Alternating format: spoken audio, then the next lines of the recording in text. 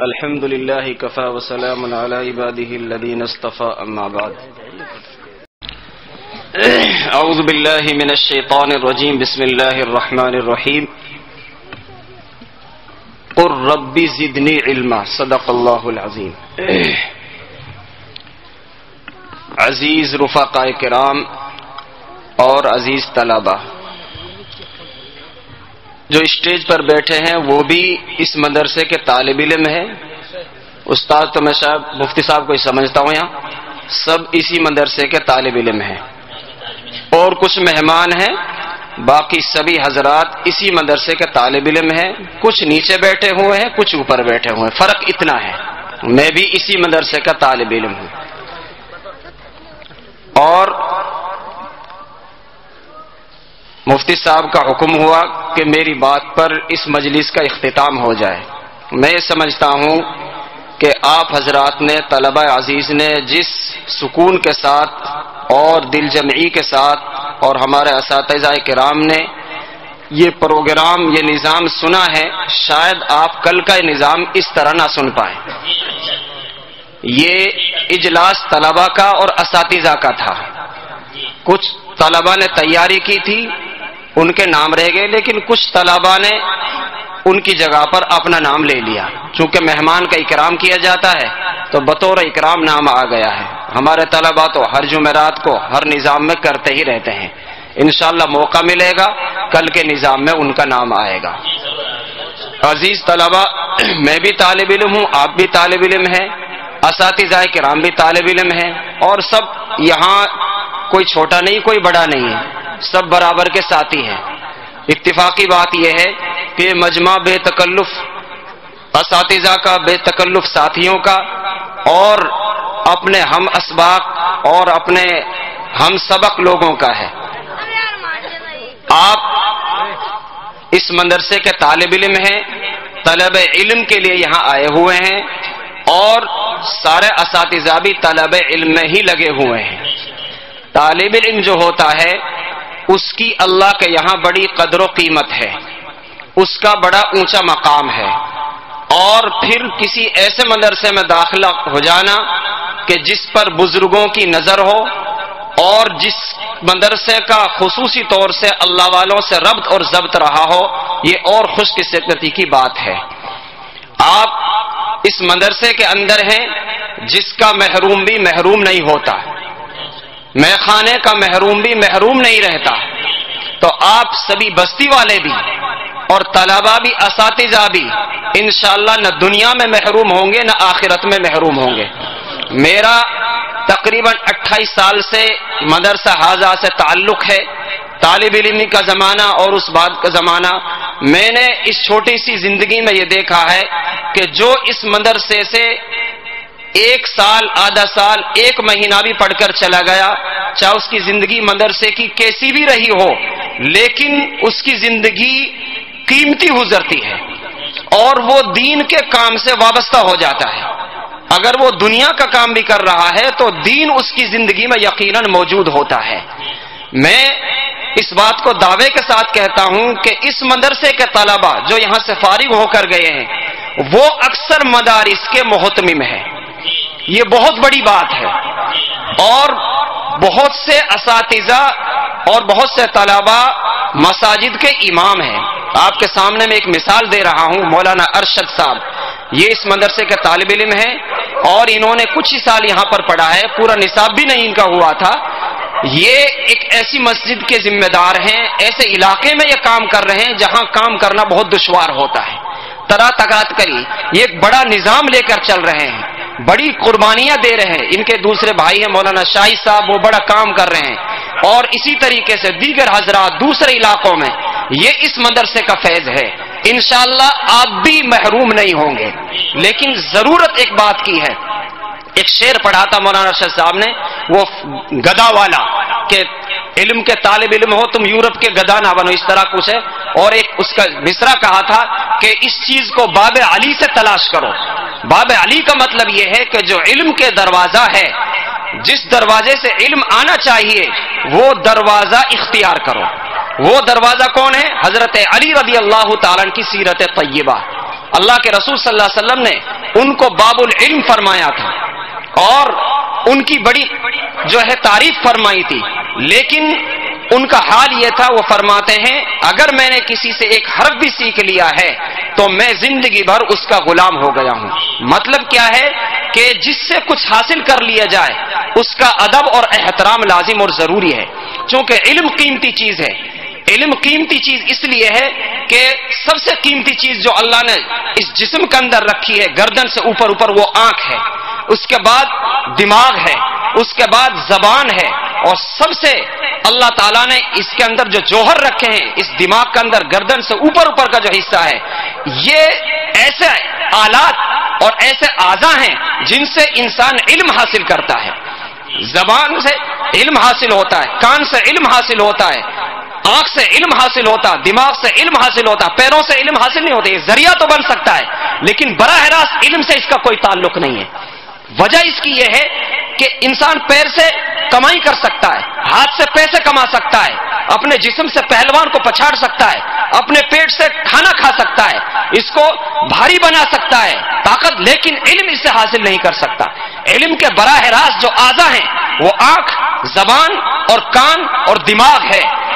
اللہ نے اس حصے کو جسم میں سب سے زیادہ قیمتی بنایا ہے۔ وجہ اس کی یہ ہے کہ اس کے اندر اللہ نے وہ اعضاء رکھے ہیں جس سے علم حاصل کیا جاتا ہے۔ زبان ہے جس سے کسی چیز کو محسوس کیا جاتا ہے، زبان ہے جس سے الفاظ زبان سے نکالا جاتے ہیں، یہ کان ہے جن سے انسان سن کر علم حاصل کرتا ہے، یہ آنکھ ہے جن سے انسان دیکھ کر حروف کو پہچانتا ہے، ان کو دیکھ کر پڑھتا ہے، یہ اللہ نے دانت دیے ہیں ان سے جو ہے مخارج ادا کیے جاتے ہیں، یہ حلق ہے اس سے قرآن کے حروف کی ادائیگی کا سلیقہ پیدا ہوتا ہے، یہ سینہ جو اس کے نیچے ہے اس کے اندر بھی اللہ تعالیٰ نے یہ خاصیت رکھی ہے، دماغ ہے اس میں علم کو محفوظ کیا جاتا ہے۔ یہ جسم کا سب سے قیمتی حصہ اللہ نے علم کو حاصل کرنے کے لیے رکھا۔ اس سے معلوم ہوا کہ جس طرح یہ اعضاء قیمتی ہیں، ان کے ذریعے سے جو علم حاصل کیا جاتا ہے وہ کی بھی قیمتی ہے۔ علم کس چیز کا نام ہے؟ علم نام ہے قرآن اور حدیث کی تعلیم کا۔ یہ باقی جو علوم ہے دنیا کے اندر یہ تو فنون ہے، یہ علم نہیں ہے۔ علم تو وہ ہے جو آخرت کی فکر دلائے، علم وہ ہے جو انسان کو انسان بنائے، علم وہ ہے جو اخلاق حسنہ پر فائز کرے، علم وہ ہے جو نبی پاک صلی اللہ علیہ وسلم کی سیرت کو انسان کی زندگی میں داخل کر دے، علم وہ ہے جس سے انسان کا مقام اور مرتبہ چھوٹوں اور بڑوں کے اندر، دنیا کے حیوانات کے اندر، یہاں تک کہ در و دیوار کے اندر اس کا ادب اور احترام پیدا ہو جائے۔ اس علم کو حاصل کرنے کے لیے، اس فن کو حاصل کرنے کے لیے، اس قیمتی سرمایہ کو حاصل کرنے کے لیے ہم گھروں کو چھوڑ کر مدرسے کے اندر داخل ہیں۔ مدرسے کی زندگی بڑی عجیب زندگی ہوتی ہے، یہاں کا سونا بھی الگ ہوتا ہے، یہاں کا جگنا بھی الگ ہوتا ہے، یہاں کا بیٹھنا بھی الگ ہوتا ہے، یہاں کا چلنا بھی الگ ہوتا ہے، یہاں کے کھانے کا طریقہ بھی الگ ہوتا ہے۔ گھر کی زندگی سے مدرسے کی زندگی بالکل الگ ہوتی ہے۔ آپ ایک انسانوں میں سے ایک انسان ہیں، گاؤں کے لڑکوں میں سے ایک لڑکے ہیں، لیکن آپ کی زندگی میں اور ان گاؤں کی لڑکی زندگی میں زمین و آسمان کا فرق ہے۔ ان کے سونے کا وقت الگ ہے، ان کے جگنے کا وقت کوئی وقت نہیں ہے، ان کے کہیں سفر کرنے کا کوئی وقت نہیں ہے، ان کے کھانے کا کوئی وقت نہیں ہے، ان کے جو ہے چلنے پھرنے کا کوئی وقت نہیں ہے، ان کی ملاقات کا کوئی وقت نہیں ہے۔ آپ کی زندگی کا ٹائم ٹیبل لکھا ہوا ہے، آپ کی زندگی کے 24 گھنٹے کا نظام بالکل ایک طرح جمع ہوا ہے۔ آپ کو اسی وقت کھانا ملے گا، آپ اسی وقت اٹھیں گے، آپ اسی وقت چلیں گے، آپ اسی وقت یہاں سفر کریں گے، آپ اسی وقت مدرسے میں داخل ہوں گے۔ 1 گھنٹہ لگے گا تو آپ اس کتاب کو پڑھیں گے، دوسرا گھنٹہ لگے گا تو اس کو پڑھیں گے، تیسرا گھنٹہ لگے گا تو وہاں جائیں گے، چوتھا گھنٹہ لگے گا تو آپ کی زندگی ٹن اور ٹن کے ساتھ جڑی ہوئی ہے۔ یہ کیا ہے؟ یہ نظام زندگی اللہ نے جو آپ کو مدرسے کی 4 دیواری کے اندر داخل ہونے کے بعد دیا ہے، یہ بہت قیمتی وقت ہے، اس قیمتی کی قدر کی ضرورت ہے۔ یہ وقت، یہ گھڑی کا جب گھنٹہ بجتا ہے، جب ایک سوئی ٹک سے نیچے آتی ہے قیامت تک یہ واپس نہیں آ سکتی، جب ایک مرتبہ 1 سیکنڈ چلی گئی آپ کو یہ واپس قیامت تک نہیں مل سکتی۔ ہمارے پاس یہ وقت بڑا قیمتی ہے، اور خاص طور سے جو طلبہ علم حاصل کر رہے ہیں، قرآن پاک حفظ کر رہے ہیں، کتابوں کے اندر استعداد پیدا کر رہے ہیں، ان کے لیے یہ نہایت قیمتی ہے، اس کی قدر کی ضرورت ہے۔ جب وقت نکل جاتا ہے پھر واپس نہیں آتا۔ قدر کریں گے انشاءاللہ۔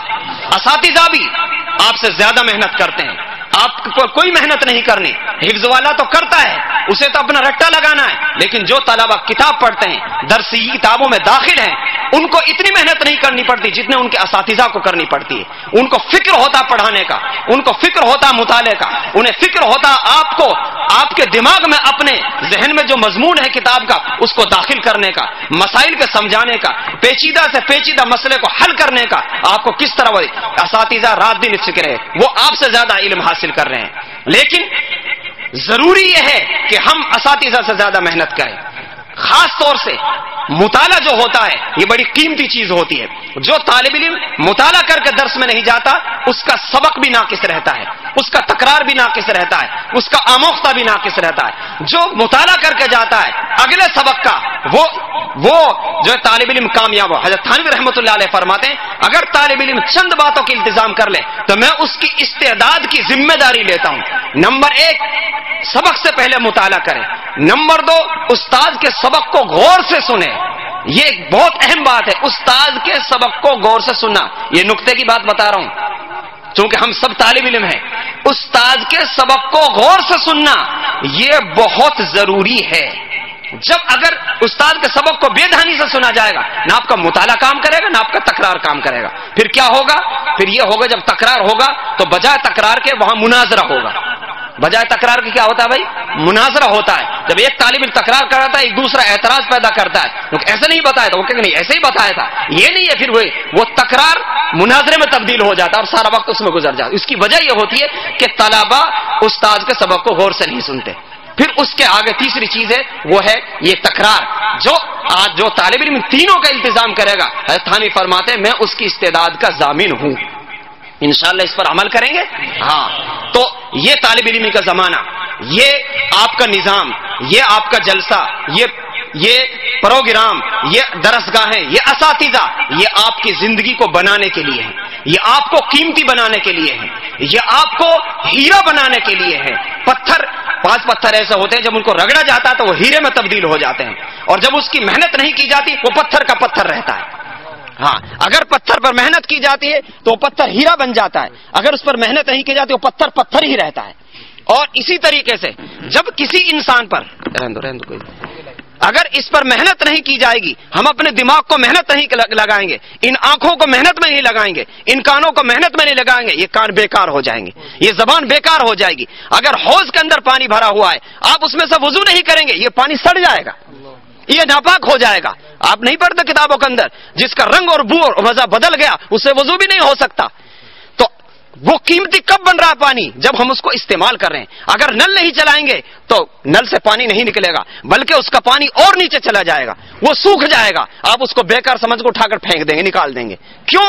اس لیے کہ ہم نے اس کو استعمال نہیں کیا. اگر ہم اپنے دماغ کو استعمال نہیں کریں گے، اس کو محنت میں نہیں لگائیں گے، ان کانوں کو استعمال نہیں کریں گے، آنکھوں کو استعمال نہیں کریں گے، تو ان جو دماغ میں علم جو قیمتی جوہر ہے علم کے سرمایہ کا وہ بیکار ہو جائے گا. گندی چیزیں اس کے اندر آئیں گی، غلط چیزیں اس کے اندر شامل ہو جائیں گی، بیکار چیز آئیں گی. جب بیکار چیز آئیں گی تو اچھی چیز کے لیے راستہ ہی نہیں ملے گا. تو ہم اس دماغ کو جو اللہ نے ہمیں بہت قیمتی جوہر دیا ہے اس دماغ کو صحیح کاموں میں استعمال کریں. یہ زبان جو اللہ نے ہمیں عطا فرمائی ہے، یہ زبان اللہ نے صرف انسان کو ایک چیز ایسی دی ہے جو دیگر حیوانوں سے انسان کو جدا کر دیتی ہے. ہر حیوان کے زبان ہے، کسی کا بڑی ہے کسی کا چھوٹی ہے، لیکن زبان کا جو لوتھڑا ہے وہ ہر انسان کا اور ہر حیوان کا تقریباً یکساں ہے. موٹا چھوٹا بڑا ہو سکتا ہے، لیکن کبھی کتے کو آپ نے الف کہتے ہوئے نہیں سنا ہوگا، کسی بھینس کو آپ نے با کہتے ہوئے نہیں سنا ہوگا، کسی چڑیا کو آپ نے الف لام میم کرتے ہوئے نہیں سنا ہوگا. دنیا کا کتنا ہی بڑا حیوان ہو، کیسا ہی حیوان ہو، وہ زبان سے صرف ایک ہی آواز نکال سکتا ہے یا 2 آواز نکال سکتا ہے. کوا کان کان کرے گا، کتا ہو ہو کرے گا، بھینس ٹے ٹے کرے گی، چڑیا چوں چوں کرے گی، لیکن صرف اس کے علاوہ اور کوئی. اسی آواز میں وہ پانی مانگے گی، اسی آواز میں وہ اپنا رونا روئے گی، اسی آواز میں وہ اپنا دکھ بیان کرے گی، اسی آواز میں اپنی خوشی کا اظہار کرے گی. یہ انسان کو اللہ نے زبان اتنی قیمتی عطا فرمائی ہے کہ یہ ہر چیز کا اظہار الگ انداز سے کرتا ہے. روتا ہے تو الگ انداز سے، ہنستا ہے تو الگ انداز سے، قرآن پڑھتا ہے تو اس کی آواز کچھ ہوتی ہے. شاعروں کو دیکھا آپ نے، یہ زبان اس نے کیسے کیسے انداز بدل دیے، کیسے کیسے دماغوں پہ اس نے جادو کر دیا، کیسے کیسے انداز تبدیل کر کے یہ اللہ نے انسان کو ایک قیمتی جوہر عطا کیا ہے. یہ جب چیز غلط استعمال ہوتی ہے تو انسان کو یہ آسمان سے لے کر تحت الثری میں پہنچا دیتی ہے. یہ زبان جب صحیح استعمال ہوتی ہے زمین سے نکال کر عرش پر بٹھا دیتی ہے. اگر آپ کہیں قاضی نے کہا آپ نے قبول کی، آپ نے زبان سے کہا قبل تو میں نے قبول کی، حرام چیز آپ کے لیے حلال ہو گئی. آپ نے زبان سے طلاق نکالی تو حرام چیز کیا ہو گئی، حلال چیز کیا ہو گئی آپ کے لیے، حرام ہو گئی. یہ زبان کا کمال ہے. یہ زبان ایسی چیز ہے اللہ نے انسان کو جو عطا فرمائی ہے. اگر ہم اس زبان کو غیبت میں، اس کو گالیوں میں، غلط کاموں میں استعمال کریں گے تو یہ زبان کا حق ادا نہیں ہوگا، یہ اس کی ناشکری ہوگی.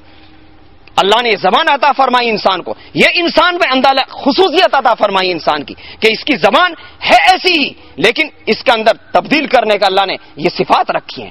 آپ نے شاعروں کو دیکھا کیسے کیسے شعر گنگنائے. ان من الشعر لحکمہ، شعروں کے اندر بھی حکمت ہوتی ہے. شعر یہ بھی ایک تقریر ہوتی ہے، یہ بھی تقریر ہوتی ہے. مقرر بھی انداز کو بدلتا ہے دلچسپی پیدا کرنے کے لیے. قاری اپنی آواز کو بناتا ہے دلچسپی پیدا کرنے کے لیے، سامعین کی توجہ کو اپنی طرف متوجہ کرنے کے لیے، سامعین کو اپنی طرف بنانے کے لیے.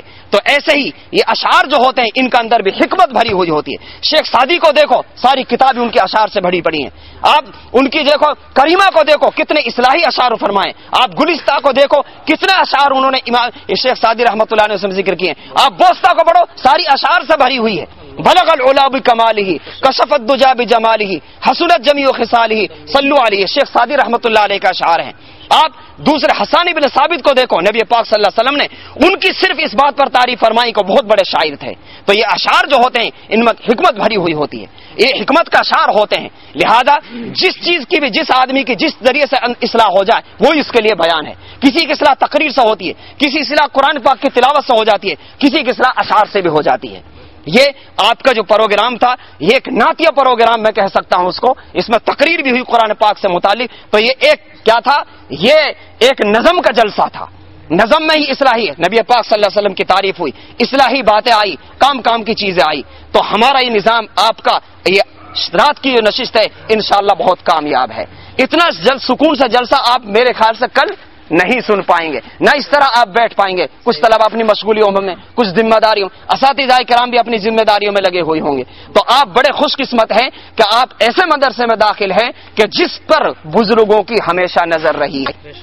سب سے بڑی بات، حضرت مسیح الامت نور اللہ مرقدہ مولانا مسیح اللہ خان صاحب جلال آبادی رحمہ اللہ تعالی، اللہ ان کی قبر کو نور سے بھر دے، ان کی سب سے اول اس مدرسے پر توجہ ہوئی. ہمارے حضرت مفتی نصیر احمد صاحب رحمہ اللہ تعالی، اللہ ان کی قبر کو نور سے بھر دے.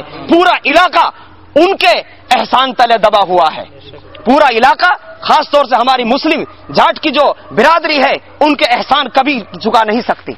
ہاں، اگر وہ ان کے لیے اپنی کھال کی جوتیاں پہنا کر بھی اگر پورا کرے تو نہیں کر سکتی. ان کی نظر اس پر رہی ہے. ہمارے حضرت محتم صاحب مولانا مرتضی صاحب رحمہ اللہ تعالی، اللہ ان کے درجات بلند فرمائے. ایسے بے نفس اور متواضع آدمی میں نے اپنی زندگی میں، مدرسے کی زندگی میں نہیں دیکھا. ہاں، ہم نے ان کے ساتھ جو ہے بہت سارے جو ہے بے سادہ اتنا انداز. تو ان کی دعائیں، ان کی محنتیں اور ان کی جو ہے کیا کہتے ہیں بے لوث خدمتیں انشاءاللہ آپ کے علم میں ترقی کا ذریعہ بنیں گی، آپ کی مغفرت کا ذریعہ بنیں گی. حضرت مفتی مہربان صاحب رحمہ اللہ تعالی، اللہ تعالیٰ ان کو کروٹ جنت نصیب فرمائے. یہ گاؤں پوری زندگی ان کا احسان مند رہے، یہ نسلیں اس گاؤں کی ان کے احسان تلے دبے رہیں گی. اور ان کا وہ صلہ، ان کی وہ قربانی جو اس مدرسے کی شکل میں، دیگر اصلاحی کاموں کی شکل میں جو حضرت نے عنایت فرمائی ہے، کبھی ان احسان کا بدلہ چکایا نہیں جا سکتا. ایسی ہستی جن کے چلے نہ جانے کے بعد مسلمان تو مسلمان، غیر مسلم بھی روئے، اور آج تک ان کی زندگی کے حالات پر سب لوگ رشک کرتے ہیں. آپ ایسی درسگاہ سے وابستہ ہیں اور ہمارے موجودہ محتمم حضرت الاستاد حضرت مولانا انیس احمد صاحب مدثر اللہ علی، اللہ تعالیٰ ان کا سایہ تا دیر ہمارے سروں پر قائم رکھے، ان کی عمر میں برکت عطا فرمائے، ان کی محنت کو قبول فرمائے. ان حضرات کے چلا جانے کے بعد اس مدرسے کے نظام کو اسی نہج پر، یہ سب سے بڑی بات ہوتی ہے جب بڑا چلا جائے چھوٹا اسی نہج پر اس کام کو لے کر چلے، یہ بہت بڑی بات ہوتی ہے، یہ معمولی بات نہیں ہوتی. اسی نہج پر آج تک وہ سارے کام، وہ سارے نظام جو ان بزرگوں نے چلائے تھے، لگائے تھے، الحمدللہ وہ پھل رہے اور پھول رہے ہیں اور ان کو الحمدللہ وہ ترقی پا رہے ہیں. تو مفتی صاحب رحمہ اللہ تعالیٰ کی اللہ نے ایک خصوصیت، بہت ساری خصوصیات ان کے اندر تھی، ایک سب سے بڑی خصوصیت ان کے اندر یہ تھی کہ وہ کام کے افراد پیدا کرتے تھے، کام کے آدمی پیدا کرتے تھے. یہ انہی کے بنائے ہوئے انسان، انہی کے بنائے ہوئے پھول، انہی کے لگائے ہوئے چمن، ان کی محنتوں کا ثمرہ آج بھی اس سے آپ فیض اٹھا رہے ہیں. اصل چیز ہے قدر. جب عظمت کسی چیز کی نکل جاتی ہے تو اس کی قیمت بھی دل سے نکل جاتی ہے. جب کسی چیز کی عظمت پیدا ہوتی ہے تو آدمی اس کی قیمت کو بھی پہچانتا ہے. ہمیں قدر کی ضرورت ہے. اور ہمارے اساتذہ کرام رات دن محنتوں میں، یہ آپ کی لائٹ جل رہی ہے، یہ چراغ جل رہا ہے، اس کی اصل جڑ اور اصل جو شاخ ہے وہ وہیں سے ہے، حضرت صفا سے.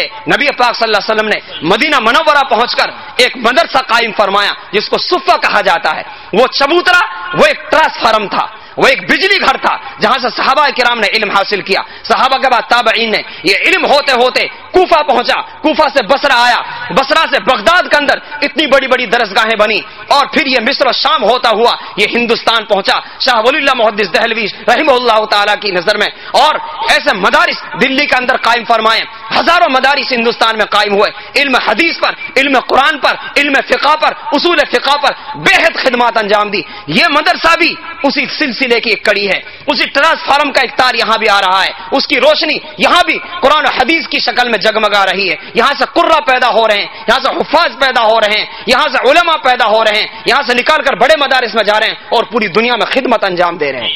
اللہ تعالیٰ اس مدرسے کی کو نظر بد سے محفوظ فرمائے، قدر کی توفیق نصیب فرمائے، اور ہمارے اساتذہ کرام کو اللہ جزائے خیر عطا فرمائے، ان کی محنتوں کو قبول فرمائے. رات دن کی ہمارا یہ جلسہ مدرسہ کا ہوتا ہے، سارے جلسوں سے نرالا ہوتا ہے. ایسا جلسہ اور مدرسوں میں نہیں ہوتا. اس کی وجہ کیا ہے؟ اس کی خصوصیات میں بتا دوں آپ کو. سب سے پہلی خصوصیت اس کی یہ ہے کہ یہاں جلسہ برائے جلسہ ہوتا ہے، جلسہ برائے چندہ نہیں ہوتا، جلسہ برائے جلسہ ہوتا ہے. ہاں، چندہ جو ہوتا ہے وہ پہلے ہی کر لیا جاتا، بستی والے جانتے ہیں. یہ ایک الگ چیز ہے، اس سے فائدہ بھی ہوتا ہے اور اس سے ساری چیزیں آسان ہو جاتی ہے. دوسری بات یہ ہے کم خرچ کا جلسہ یہاں پر کیا جاتا ہے. جلسہ برائے جلسہ ہے، جلسہ برائے رونق نہیں، جلسہ برائے کیا کہتے ہیں محفل نہیں، جلسہ برائے جلسہ ہوتا ہے. مجھے یاد ہے ایک مرتبہ جلسہ ہوا تھا، پورے جلسے کا خرچ 500 روپے تھا. مجھے بہت اچھی طرح یاد ہے، مفتی صاحب رحمۃ اللہ علیہ ایک جلسہ ہوا تھا، پورے جلسے کا خرچ ساری چیزوں کا 500 روپے تھا. آپ اندازہ لگائیے. جہاں تک ہو سکتا ہے اصل مقصد کیا ہے؟ دین کی بات لوگوں تک پہنچ جائے، مدرسے کا تعاون ہو جائے. الحمدللہ وہ دونوں چیزوں میں ہمارا مدرسے کا جلسہ کامیاب رہتا ہے. طلبہ اس طرح بیٹھے ہوئے ہیں، آپ جائیں کہیں جلسے میں، طلبہ مدرسے کی اس طرح بیٹھے آپ کو پروگرام میں نظر نہیں آئیں گے. یہ اساتذہ کی محنت کا ثمرہ، محتم صاحب رحمۃ اللہ علیہ کی راتوں کی دعاؤں کا یہ نتیجہ ہے. اللہ تعالیٰ قدر کی توفیق نصیب فرمائے. مجھے چھوٹی بات کہنی تھی، یہ بڑی بات ہو گئی، بے جوڑ سی بات آئی. اللہ تعالیٰ ہم سب کو عمل کی توفیق نصیب فرمائے. وآخر دعوانا اب دعا کر لیں. سبحان اللہ بحمدہ، سبحانک اللہم وبحمدک، ونشہد ان لا الہ الا انت، ونستغفرک ونتوب الیک. سبحان ربک رب العزۃ عما یصفون، والسلام علی المرسلین.